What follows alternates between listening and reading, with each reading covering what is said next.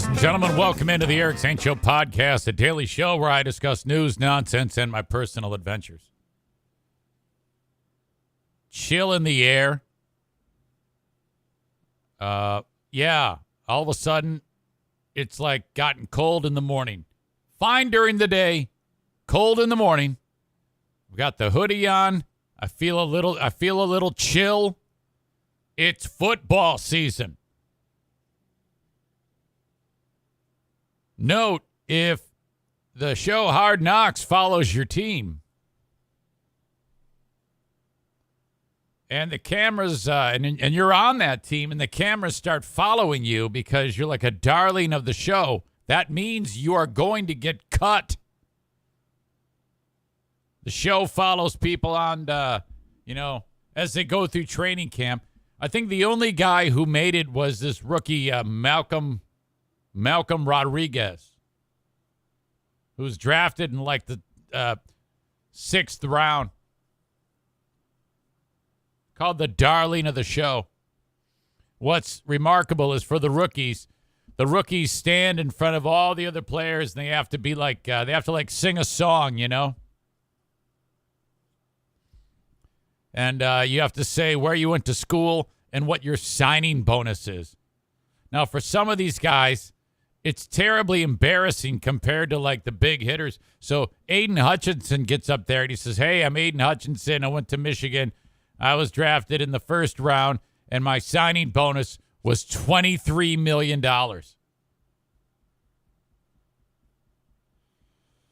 Shit. And then this one dude, Khalil Pimpleton, who grew up right around here in Muskegon, played at Central Michigan University. He just got cut. Even he had a $15,000 signing bonus. So these guys, just to show up in camp, make a pretty fair amount of cash. So, but they follow these guys and try to, drum up some interest in them. And then yesterday was the day that they ended up just cutting everybody. They had to get down to a certain number of people on the team. So yesterday was that day, so all these players end up getting cut. Thank God they cut this quarterback, Tim Boyle. Oh, my God. The Lions, they are a couple bad games by Jared Goff to having a potential for an 0-16 season again. I am not convinced that Goff is worth anything. And then the cupboard after him is bare. Oh, my God. As I've got my Lions hoodie on right now, I've drank the Kool-Aid, but I don't know. They open up against Philly, and I'm not convinced they're going to win that game. In fact, I'm reasonably sure they're going to lose. God, here we go. If the best part of the Lions season is the Hard Knocks episode, frankly, I might as well just wrap my mind around that. That's probably the way it's going to be. Shit. I am now just a handful of hours removed from finishing arguably the worst film I have ever seen in my entire life. And there, no exaggeration there. And it actually makes me wonder about the brain power of audience member Ben. I almost said Zaniac. I don't want to say that. Ben Weller and Adam Balboa. Adam Balboa is the massive Sylvester Stallone fan who, no matter what Sylvester Stallone does, it's an absolute masterpiece. He sits around and watches the Sylvester Stallone softcore porno that he made and thinks it's like Academy Award material. Oh boy. I don't get it, man. I mean, if I'm a fan of something and they put out a piece of garbage, I don't immediately just say, "Oh, yeah, it's great," just because I'm a fan of something. That should be something that makes you less of a fan.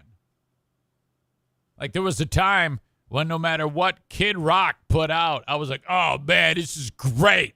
This is great. And I actually argue that it was. But then there came a time when he started to put shit out. And I was like, I don't know if I like this. And then you put out enough shit over and over again, and I'm not a fan anymore. That's normal. You can't just blindly say that, oh, it's great because it's put out by him.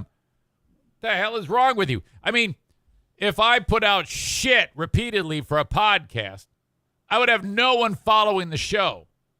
And that's acceptable. I don't want crazy people just blindly following me.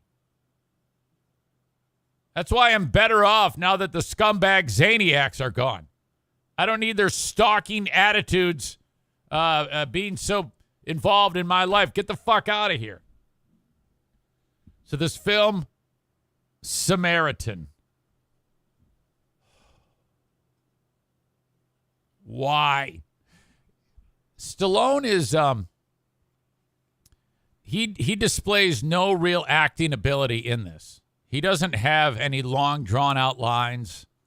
He speaks in just a couple sentences here and there. He's just a brooding man. He does a lot of walking. All he does in this film is walks. It's basically for the 100 minutes that the film is, 95 of those minutes is him taking walks. And then 1 minute of eating ice cream because he's a superhero that I swear to God, he's powered by ice cream. I don't know why. I don't know how he came to this when he wrote the film, but he opens up his freezer and it's just top to bottom ice cream and he just eats ice cream or else. And I'm not making this up. I'm not even lying. If he doesn't eat ice cream, his heart will explode. That's a plot point. He's got this stupid relationship with this annoying kid, and there's a bad guy in it who's just the lamest bad guy you've ever seen, and there is this stupid plot twist in it, and the dialogue is shit. Everything about it is shit. In fact, it all came to be that I had to watch this film because on Cameo, where you can hire me for I should raise the price to $5,000. Idiot Adam hired me on Cameo and said, I want you to watch that film and then give me a review of it on Cameo. And I did do that. In fact, I should pull up what I did on there. I don't know if I'll be able to access it here. I think I will.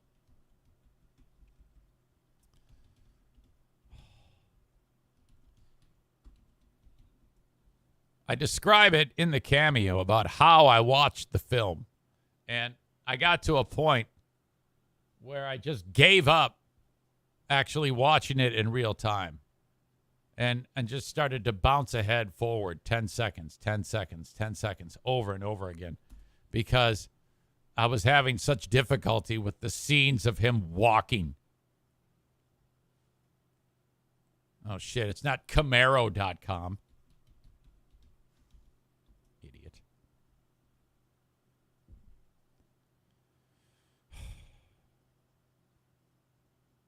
Let's see. Can I get to it now? I don't think I can. It doesn't post new ones.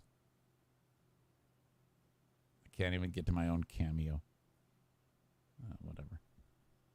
Basically, I'm saying the same thing I'm saying now. Such a shit box movie. And I just can't figure out how people were like, I mean, even the shitty movies that I watch that I like, I know they're piles of shit. The fact that Ben W. and Adam Balboa were like, you gotta see it. It's great. Oh, my God. Welcome in, Joe Pellerito, the non-brain damage member of that family, writes, just listen to Patreon 888, Killer Interviews, Eric. He's referring to the me playing the part of Jimbo Knoll, the Mississippi football coach, with Coach Jimbo's ass-kicking chicken wings at the cafeteria. Thank you, Joe. What the fuck is wrong with your brother? Kenny says, again, I say The Mandalorian doesn't seem so bad now, does it? No, the Mandalorian's not bad. I like The Mandalorian. But it's fantasy, so it's a little dopey, to be sure. I'm more of a that isn't exactly my wheelhouse. I'll watch it. It's a guilty pleasure. I'll go that far. It's a guilty pleasure. But no, it's not poorly written or anything like that. Not like fucking The Samaritan. Jesus. Oh my God. 37% Rotten Tomatoes score on that site for Samaritan.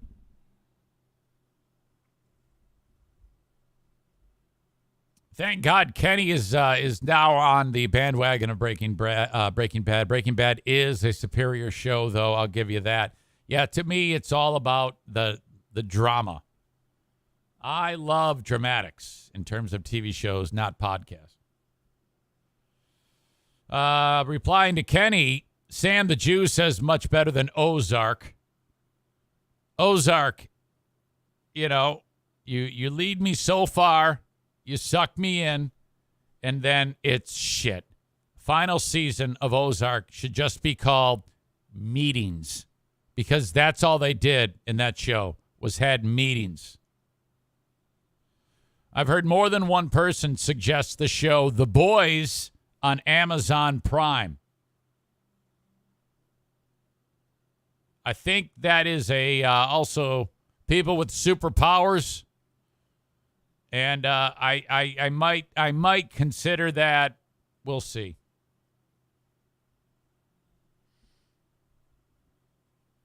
Kenny, I can't tell you how happy I am that you are full in on Breaking Bad.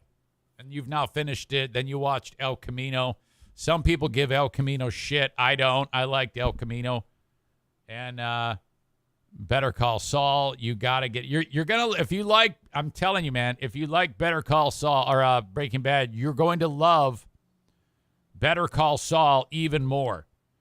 And the thing is, you might have to, you kind of have to get into it before you really pick up on it. Stay with it. Trust me. Stay with Saul. I'm getting some suggestions for the Fargo series. I've heard that many times as well. I just don't watch enough. I just don't. Hard to believe that Better Call Saul could be better than Breaking Bad, but I believe it is. I believe it is. Thank you, Nick, Arena Nick, for subscribing with Prime. I appreciate that. Yes, Kenny. Yes, Saul is better than Breaking Bad. Lots of good TV to watch. Okay, my God. So anyway, Samaritan is done. It's absolute garbage. Adam, I love you, man. But how? It's okay to say it's a pile of shit. The fact that first of all, he hired me through Apple, I think Apple talks to Cameo, which then he booked it, which means Apple takes a huge cut. So I only charge, I originally charged $15 on Cameo. Cameo jacked up the price to $15.99. I'm the cheapest and the best on Cameo. If you don't hire me through the actual Cameo app or through the website, through a laptop or a desktop, then even more money comes out of that. So seriously, I get like $8 if you do it the way Adam did it. So, my God, for the 2 hours to watch it and do the Cameo, it's like $4 an hour. What a absolute raping. And then he goes, oh yeah, hey, but since I did it through the app, on Apple, I can't give you a tip. And I'm like, you know what? Don't even worry about it. Don't even worry. You know what? You're this close, Adam, to being lumped in with all the scumbag Zaniacs. All you are is one crack, and you're with them. I'm totally kidding. You know I can't even get behind that joke. No Dear Meathead today. Here's how it went. If I get a phone call and Joanne is on the line, there was a moment yesterday where I thought my dad was dead. I was out for a run. There's a number I don't recognize calling me, but it's from the east side of the state of Michigan. I pick it up. When I don't recognize the number, and then if I pick it up, I always answer, "Hello, this is Eric." And she says, "Hi, honey, this is Joanne." And I'm like, well, this is it. So I stop running, and I'm expecting the next words to be terrible news. I believe that. I mean, that's usually how it is, right? We're to the point to the point of my life, my dad being 88 years old, and Joanne's calling me. I'm like, I can't believe it. And she goes, "We're out of power. We can't do Dear Meathead. The power's out." I'm like, oh, thank God. Shit. So they lost power, and it's not going to be turned on for quite some time. There was some storms that blew through. I don't know how the hell she was calling me, but I said, "Hey, don't." And he was genuinely concerned. Genuinely concerned. I go into so I get him on. She goes, "You want to talk to your father?" I go, "Yes." "Hey, Dad. Hey, I have some bad." Now Joanne's already told me. "I have bad news for you." Uh-huh. "What is it, Dad?" "No, I know, but he wants to tell me. He wants to do it his way." I go, "Dad, what is it?" "The audience is going to be very upset. I cannot be there for them for Dear Meathead. I cannot do the show. Is this okay?" He's talking to me like I'm his boss. It's so cute. And I go, "Dad, hey, it's totally fine. These things happen." And he's genuinely concerned. He goes, "I am so sorry to let you down. I know that I must be there for the show." This is so important to him. He is unbelievably cute. And I'm like, "Dad, hey, it's quite all right. I mean, sometimes these things happen. We'll just punt." He goes, "I could do it later as soon as the power comes on, a special edition." I go, "Dad, don't worry about it. We'll just make it up. We'll just stockpile the questions." "Are you sure?" "Yes, it's okay." "Okay, I better go because his phone is losing charge." "Okay, fine, Dad. Talk to you." Boom, click. Like, holy crap, bullet dodged. I was so worried that something terrible had happened. Nope. So, unfortunately, no Dear Meathead for today. I have to make that up. All right, couple other announcements. Diana says to me, "I don't work Friday." I go, "Okay." "And it's a long holiday weekend. We should go up north." "Yeah." Well, actually, I said I was going to go up north, and she didn't want to go with me. I was like, "You've got to go with me. I can't go up there by myself. I need you to go up there with me." We're to the point now where, 30 years married, probably 32, 33 together, attached at the hip, that I feel like I'm missing a limb if we're not together. It's that type of Brooks was here mentality that if I go up there and she's not there, I'm having a terrible time. I need her there. And she was kind of like hemming and hawing. I go, "Come on, man." I go, "I'll make you chili over the fire." I mean, if I go up there by myself, it's just not the same. And so she thought that was adorable. And so we're going up north. So everything's screwed up now. So I'm going to do Smarter Than a Former Drug Dealer trivia today with Dale taking on a dude named Tobias, which is a great name. I love that name, Tobias. And then Ben and I are punting till next week, okay, because I'm going to be gone. And the NFK is staying here. I said, Kevy, you want to go up north? Nah. All right. So he'll be in charge of the house. Oh, my God. That scares me. And that means no live show on Friday. Tomorrow is my last live show for the week. I will publish some best of material, so you have something to listen to. I don't want to leave you completely in the lurch. A lot of you folks are creatures of habit when it comes to the audio, so there's something there. It's kind of shitty that it'll be old bits, but what the hell? Maybe you hadn't heard it. And then the same for Monday. I know. I'm sorry. So, because that's Labor Day, you know? So a little long weekend action going on up with the Hill people up north. So there you go. I always feel guilty about that sort of thing, but head out for a couple days. For you folks that are getting the show, the video live stream on Facebook, Twitter, and, of course, YouTube, I'm about to send you on your way for the day. Okay? If you want the rest of the show as it happens live, you must get it on Twitch. Twitch.tv/Eric Zane Live. So there you go. Go there. Sign up with your own fancy username. Hit the follow button so you know when I go live. And then you get it uninterrupted. Okay? And then subscribe. If you subscribe with your Amazon Prime account, there's no commercial interruption during the show. You get a little commercial at the start of it no matter what, but no commercial interruption during the show. If you don't have Amazon Prime, throw $5 at it and you can do it that way, or just watch it live if you're okay with the ads. I know some people are okay with the ads. Totally up to you. Whatever. So there you go. Thank you for the folks on Facebook, Twitter, and YouTube. Oh, one more thing. You can also get the audio podcast wherever you download shows.